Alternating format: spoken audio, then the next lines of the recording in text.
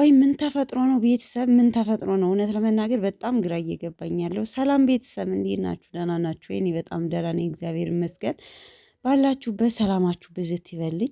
እንግዲህ ብሩኬና ሀይሚ ዩቱብ ላይ ከመጡም 3 ቀን ነው፣ አልሞስት 4 ቀን ሆኗቸዋልኝ ማለት ነው። ብሩኬም አንዳንድ ነገር ስቶሪ ላይ አድርጓል። ሲቀጥል ሀይሚ ፕሮፋይሏን አንስተዋለች። እውነት ለመናገር በጣም ግራ ገብቶኛል። አንስተዋለች ማለት ደጋግሜ በቃ እየገባው ባይ አንስተዋለች እንትን የኢንስታግራም ፕሮፋይሏን ማለት ነው። እና ምን ተፈጥሮ ነው ስላችሁ እኔ እንጂ አላቅም። በጣም ግራ ገብቶኛል። ሲቀጥል ብሩኬ ኖ ገርል ወንት ኤፖር በእንግሊዘኛ ነው። በነገራችን ላይ እያያችሁት ነው። እንግሊዘኛ ትርጉሙን ለምታውቁ እንግዲህ ተርጉማችሁ መፍታት ትችላላችሁ።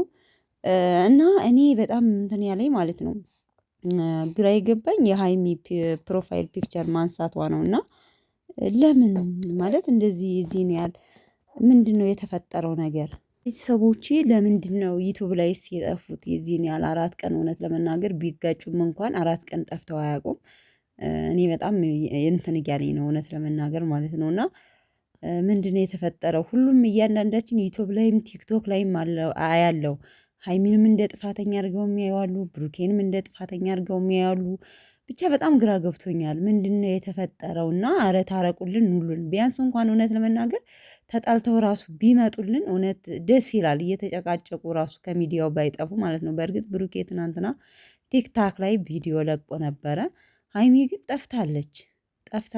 ስቶሪ ላይም እያደረገች አይደለም። ዛሬ ደግሞ የባስ ብላ ፕሮፋይሏን አንስተዋለች። እኔ በጣም ግራ ገብቶኛል። ለማንኛውም ግን ቤተሰቦች እስኪ ምሽት እንጠብቃቸዋለን። እስኪ አንዳንድ የምታራግቡ ሰዎች አላችሁ፣ እስኪ ተረጋጉ ማለት ነው። ዩቲዩብ ላይም ቲክቶክ ላይም እና እስኪ ተረጋጉ። እውነት ለመናገር እኔ ሀይሚና ብሩኬ ይለያያሉ ብዬ አላስብም ማለት ነው።